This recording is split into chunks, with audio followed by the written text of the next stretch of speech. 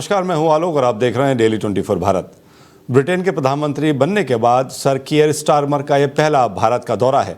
उनकी यात्रा ऐसे समय में हो रही है जब अमेरिका के राष्ट्रपति डोनाल्ड ट्रंप की टैरिफ नीतियों के कारण दुनिया भर की अर्थव्यवस्थाओं में अस्थिरता का माहौल है। पीएम स्टारमर का ये पहला भारत दौरा है, जहां आज वो पीएम मोदी से मुलाकात करेंगे। और आपको बता दें, मुलाकात चल रही है। महाराष्ट्र में प्रधानमंत्री नरेंद्र मोदी ने मुंबई के राजभवन में ब्रिटेन के प्रधानमंत्री कियर स्टारमर का स्वागत किया है। भारत को लेकर ब्रिटेन के प्रधानमंत्री का बड़ा बयान सामने आया है। ब्रिटेन के पीएम कियर स्टारमर ने कहा, भारत 2028 तक दुनिया की तीसरी सबसे बड़ी अर्थव्यवस्था बनने की ओर अग्रसर है और उसके साथ व्यापार तेज और सस्ता होने वाला है। ऐसे में अवसरों का कोई मुकाबला नहीं है। उन्होंने कहा कि हमने जुलाई में भारत के साथ एक बड़ा व्यापार समझौता किया। ये किसी भी देश द्वारा सबसे सुरक्षित है, लेकिन कहानी यहीं खत्म नहीं होती। ये सिर्फ एक कागज़ का टुकड़ा नहीं है, ये विकास का एक लॉन्च पैड है। मध्य प्रदेश के छिंदवाड़ा में कफ सिरप पीने से गुर्दे में संक्रमण से बच्चों के मरने के मामले में MPSIT ने बड़ी कार्रवाई को अंजाम दिया है। मौत के मामले में आरोपी श्री सन फार्मास्यूटिकल के मालिक रंगानाथन गोविंदन को हिरासत में ले लिया है। छिंदवाड़ा SP अजय पांडे ने बताया कि यह कार्रवाई 8 अक्टूबर की रात चेन्नई में की गई है। गिरफ्तारी के बाद MPSIT ट्रांजिट रिमांड पर आरोपी को मध्य प्रदेश लेकर आएगी। छिंदवाड़ा में खराब कफ सिरप पीने से अब तक कुल 20 बच्चों की मौत हो चुकी है। बता दें कि कंपनी के मालिक रंगानाथन गोविंदन की गिरफ्तारी पर 20,000 रुपये का इनाम घोषित था। कफ सिरप से जुड़ा मौत का मामला सबसे पहले मध्य प्रदेश के छिंदवाड़ा और बैतूल जिलों में सामने आया, जहां पिछले 2 सप्ताह में कई बच्चों की मौत हुई। इसके बाद राजस्थान के कुछ इलाकों में भी इसी सिरप से जुड़ी घटनाएं दर्ज की गई। छिंदवाड़ा प्रशासन के अनुसार कोल्ड ड्रिप सिरप पीने से बच्चों को उल्टी हुई, पेशाब में दिक्कत और तेज बुखार जैसे लक्षण दिखाई दिए। डॉक्टरों ने जांच में पाया कि बच्चों की किडनी ने काम करना बंद कर दिया था। सभी मृतक बच्चों 2 से 5 वर्ष की उम्र के थे। कई को नागपुर और भोपाल के अस्पतालों में भर्ती कराया गया, जहां परीक्षण में उनके शरीर में डाइथिलीन ग्लाइकॉल का असर पाया गया। मध्य प्रदेश और केंद्र सरकार ने मिलकर संयुक्त जांच समिति बनाई है। अब तक की कार्रवाई में कंपनी का मालिक रंगानाथन गोविंदन गिरफ्तार किया जा चुका है। 2 मेडिसिन कंट्रोलर और 1 उप निदेशक को निलंबित कर दिया गया है। इसके अलावा स्टेट मेडिसिन कंट्रोलर का तबादला कर दिया गया है। छिंदवाड़ा के डॉक्टर प्रवीण सोनी को भी लापरवाही और गलत दवा लिखने के आरोप में गिरफ्तार किया गया है। एक वरिष्ठ अधिकारी ने कहा कि यह सिर्फ लापरवाही नहीं बल्कि आपराधिक मामला है। और आपको ग्राफिक के जरिए बताते हैं, कोल्ड ड्रिप्स कफ सिरप का मालिक गिरफ्तार हो चुका है और इसके साथ ही जहरीले कफ सिरप केस में एक्शन जोरों पर है। 20 बच्चों की मौत के बाद बड़ा एक्शन आपको ग्राफिक के जरिए दिखा रहे हैं। दवा बनाने वाली कंपनी का मालिक गिरफ्तार हो चुका है और मालिक गिरफ्तार हो चुका है जिसने ये दवा बनाई थी। और आपको बता दें, बड़ी कार्रवाई हुई है। MPSIT ने जो कफ सिरप बनाने वाला है उसके मालिक को गिरफ्तार किया है। चेन्नई से गिरफ्तारी की गई है और आपको बता दें 20,000 का इनाम भी उस पर घोषित था। और अब बड़ी खबर आपको बता रहे हैं, MPSIT की बड़ी कार्रवाई, जहरीले कफ बनाने वाले कंपनी के मालिक को गिरफ्तार किया गया है। और बड़ी कार्रवाई MPSIT की, चेन्नई से गिरफ्तारी की गई है। और आपको बता दें 20 बच्चों की मौत हो गई थी इस सिरप को पीने से और दवा बनाने वाली कंपनी के मालिक को गिरफ्तार किया गया है। बड़ी कार्रवाई MPSIT की। और आपको बता दें, कोल्ड ड्रिप कफ सिरप के मालिक को गिरफ्तार किया गया है और ग्राफिक के जरिए आपको दिखा रहे हैं कि अब तक क्या क्या हुआ है। जहरीले कफ सिरप केस में एक्शन जोरों पर है। 20 बच्चों की मौत हो चुकी है। यूपी की राजधानी लखनऊ की सड़कों पर हर तरफ नीले झंडे, पोस्टर और बैनर दिखाई दे रहे हैं। काशीराम स्मारक स्थल पर मंच सज चुका है और कुर्सियां लगा दी गई हैं। जिलावार और विधानसभावार कार्यकर्ताओं को अलग अलग जिम्मेदारियां सौंपी गई हैं। रामाबाई अंबेडकर स्थल पर पार्टी कार्यकर्ताओं के ठहरने की व्यवस्था की गई है और जुटान शुरू हो चुका है। रैली में लगभग 5 लाख लोगों के जुटने का दावा किया गया है। सुरक्षा के कड़े इंतजाम किए गए हैं।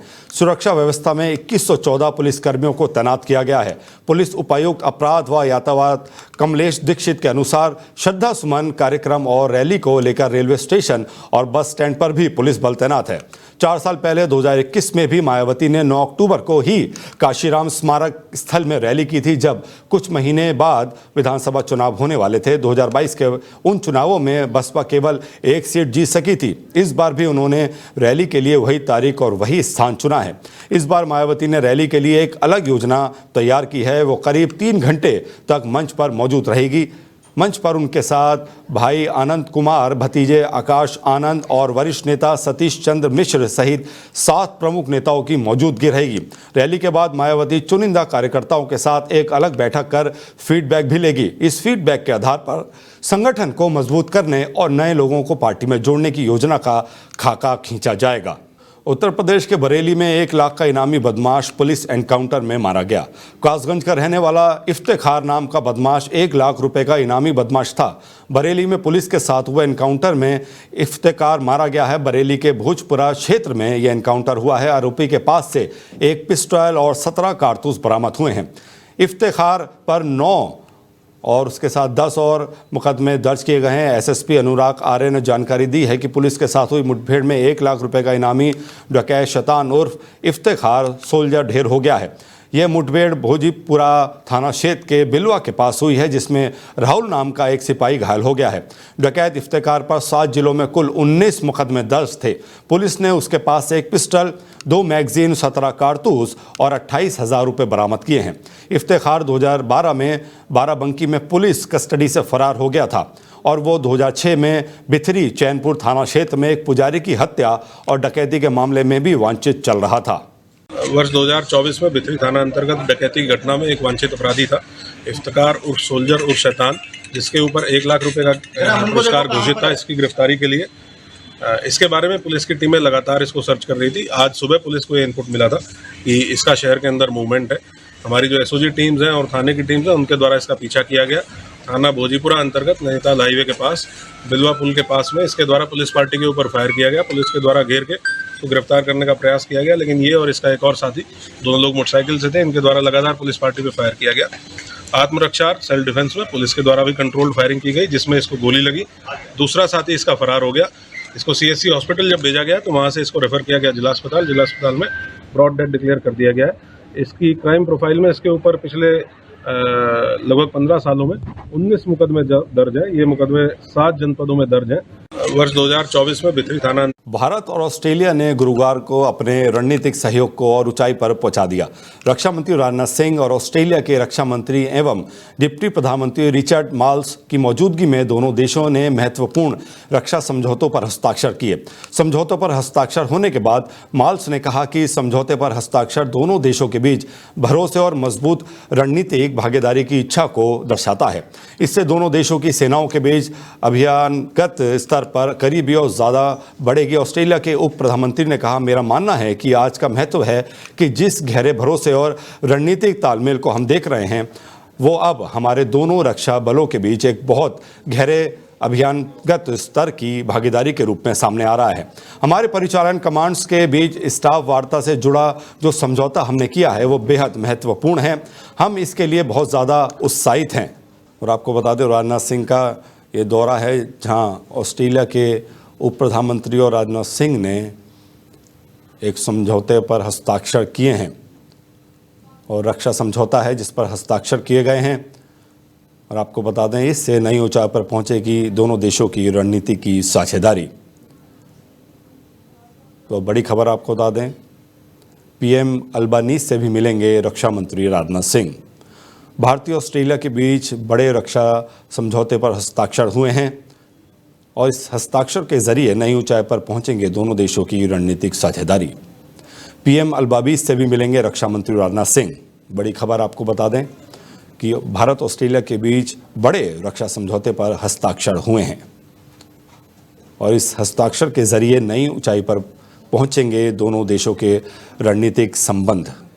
अफगानिस्तान के विदेश मंत्री अमीर खान मुत्ताकी भारत दौरे पर नई दिल्ली पहुंच गए हैं।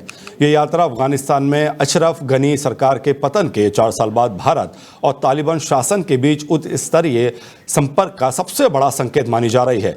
मुत्ताकी अपनी यात्रा के दौरान दारुल उलूम देवबंद मदरसे और ताजमहल का भी दौरा करेंगे। देवबंद मदरसे में कुछ अफगान छात्र भी पढ़ाई कर रहे हैं।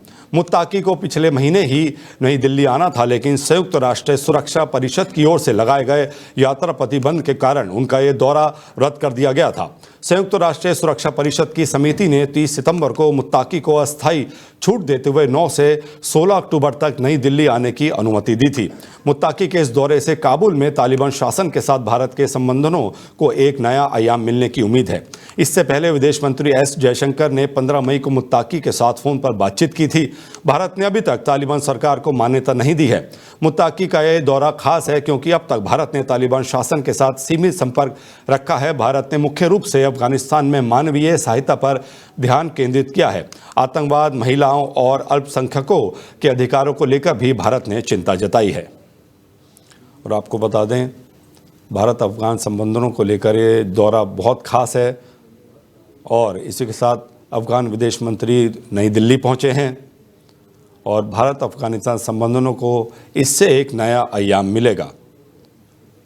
और आपको बता दें कि अफगान विदेश मंत्री नई दिल्ली पहुंचे हैं और अभी तक भारत ने तालिबान सरकार को मान्यता नहीं दी है और अफगानिस्तान में तालिबान राज है। अफगान विदेश मंत्री नई दिल्ली पहुंचे हैं और आपको बता दें, भारत अफगान संबंधों को मिलेगा इससे एक नया आयाम। नासिक क्षेत्र में मंगलवार को एक भयानक हादसा हुआ है। जानकारी के अनुसार घर के पास पेड़ कटने वाले कट्टर में अचानक विस्फोट हो गया। विस्फोट के समय घर में पेट्रोल बड़ी मात्रा में रखा हुआ था, जो तुरंत आग पकड़ गया और देखते ही देखते आग विकराल रूप ले गई। इस हादसे में लगभग 5 लोग गंभीर रूप से झुलस गए। उन्हें तुरंत नासिक जिला अस्पताल में भर्ती कराया गया है और उनकी हालत को देखते हुए प्राथमिक उपचार जारी है। विस्फोट की सूचना मिलते ही अग्निशमन दल की कई गाड़ियां, पुलिस टीम और आपदा मोचन बल घटनास्थल पर पहुंच गए। उन्होंने आग को फैलने से रोकने के लिए तुरंत कार्रवाई की। स्थानीय सूत्रों के अनुसार दमकल विभाग को भारी चुनौती का सामना करना पड़ा क्योंकि पेट्रोल व अन्य ज्वलनशील पदार्थों की वजह से आग बहुत तेजी से फैली। घटनास्थल पर अफरा तफरी का माहौल रहा। आसपास के लोग डर के मारे सुरक्षित स्थानों पर चले गए। पुलिस ने क्षेत्र को सील कर दिया और बचाव दल, चिकित्सा दल और फॉरेंसिक टीम कार्य में लग गई। घटना के कारणों का पता लगाने के लिए प्राथमिक जांच शुरू कर दी गई है। अभी तक ये स्पष्ट नहीं है कि विस्फोट कट्टर उपकरण में तकनीकी दोष की वजह से हुआ या कोई अन्य कारण है, लेकिन पुलिस और अग्निशमन अधिकारी इसकी जांच परख कर रहे हैं। उल्लासनगर के मराठा सेक्शन इलाके में एक भीषण सड़क हादसा हुआ है। देर रात काम से घर लौट रहे उपेश नामक युवक को तेज रफ्तार बाइक सवार ने जोरदार टक्कर मार दी।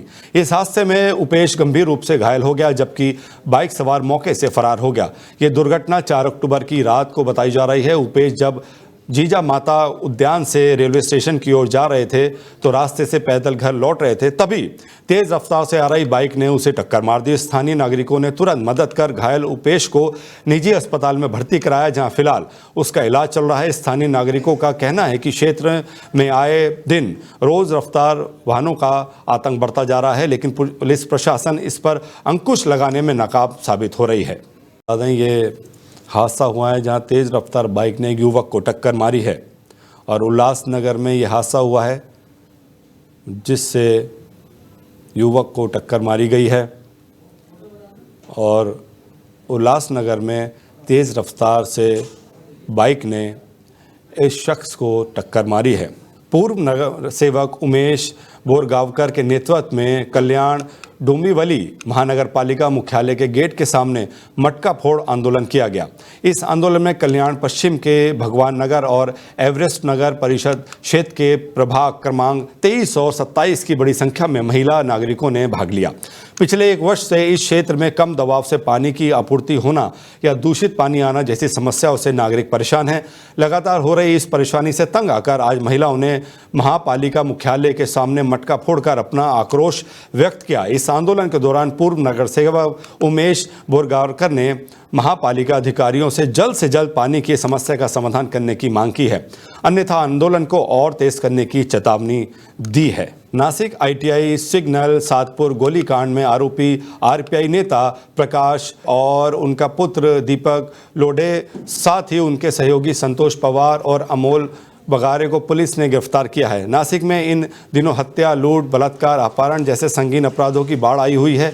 एक महीने के अंदर 20 से अधिक हत्याएं हुई हैं। खुलेआम दिन दिहाड़े अपहरण और फिरौती की घटनाएं भी सामने आई हैं। इसी मामले में नासिक पुलिस कमिश्नर संदीप कर्णिक और डीसीपी काले ने कार्रवाई करते हुए गोलीकांड और हत्या, वसूली, फिरौती के मामले में आरपाई नेता प्रकाश लोढे और उसके बेटे को गिरफ्तार किया है। सातपूर पोलीस स्टेशन येथे घडलेल्या गोळीबाराच्या घटनेसंदर्भाने सदर गुन्ह्याच्या तपासामध्ये हा गुन्हा पूर्वनियोजित कट रचून संगनमताने केल्याचं निष्पन्न झालेलं आहे। यामध्ये सदर गुन्ह्यातील टोळीचा प्रमुख प्रकाश मोगल लोंढे तसेच त्याचा मुलगा दीपक उर्फ नाना प्रकाश लोंढे, संतोष पवार आणि अमोल पगारे अशा 4 आरोपींना सदर गुन्ह्यामध्ये सहआरोपी करण्यात आलेला आहे आणि त्यांना सदर गुन्ह्यात अटक देखील करण्यात येत आहे। त्यासोबतच इतर 2 आरोपींचा देखील त्या गुन्ह्यामध्ये सहआरोपी म्हणून समावेश आम्ही करत आहोत। सोबतच या टोळीने केलेल्या संघटित गुन्हेगारी कृत्यांविषयक सातपूर पोलीस स्टेशनला एक अपहरणाचा गुन्हा दाखल आहे आणि अंबड पोलीस स्टेशन येथे देखील अजून एक गुन्हा दाखल करण्याची कारवाई सुरू आहे। एकूणच प्रकाश लोंढे आणि त्याच्या संघटित गुन्हेगारी कृत्याविषयक पुढील कायदेशीर कारवाई करण्याची आमची प्रक्रिया सातपूर पोलीस स्टेशन येथे घडलेल्या महाराष्ट्र के नासिक शहर के जेल रोड स्थित शिवाजी नगर इलाके में इंसानियत को शर्मसार करने वाली एक भयानक घटना सामने आई है। यहाँ रिश्तों का कत्ल कर दिया गया है। एक कलयुगी बेटे ने अपनी मां की निर्मम हत्या कर दी है। इस वारदात ने पूरे इलाके को स्तब्ध कर दिया है और लोग सकते में हैं कि एक छोटा बेटा अपनी ही जन्म देने वाली मां के साथ ऐसा जघन्य अपराध कैसे कर सकता है। नासिक के जेल रोड शिवाजी नगर इलाके में रहने वाले 58 वर्षीय अरविंद मुरलीधर पाटिल ने मंगलवार रात अपनी 80 वर्षीय मां यशोदाबाई मुरलीधर पाटिल की गला घोंटकर हत्या कर दी।